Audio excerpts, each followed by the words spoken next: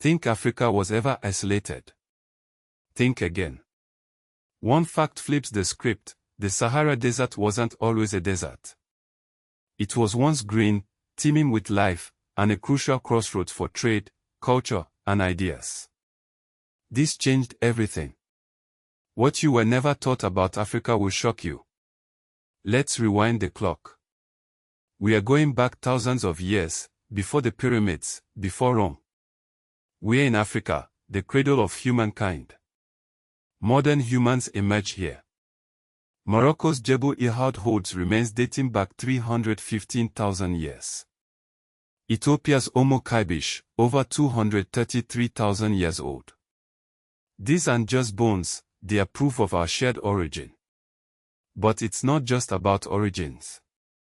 It's about innovation, civilization. Ancient Egypt, yes, but also Kush, a major African power that even ruled Egypt for a time. Then there's Aksum, in modern Ethiopia, and Eritrea, a kingdom that embraced Christianity in the 4th century under King Ezana.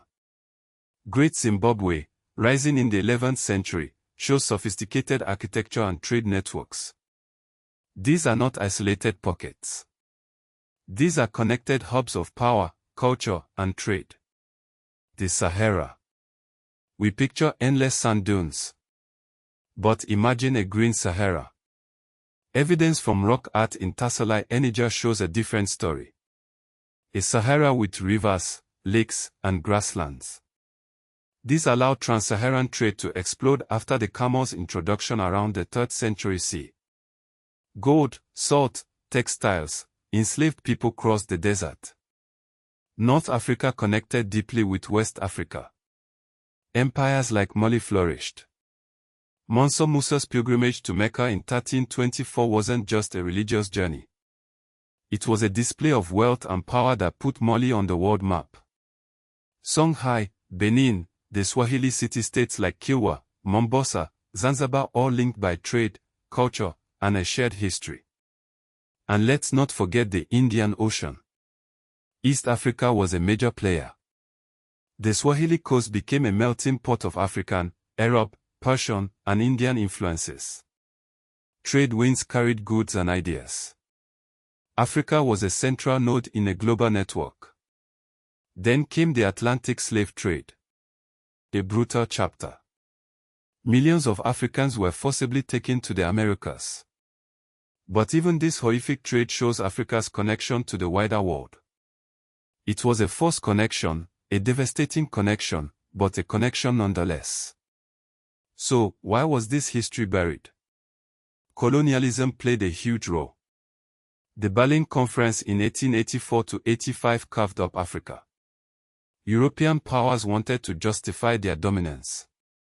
They pushed the idea of a dark continent, isolated and backward. This made it easier to exploit resources and people. The Congo Free State, under King Leopold II of Belgium, is a prime example. Millions died. Horrific atrocities were committed. The narrative of isolation served a purpose: it masked the brutality of colonial rule. Even after decolonization, the myth persisted. It suited certain political agendas.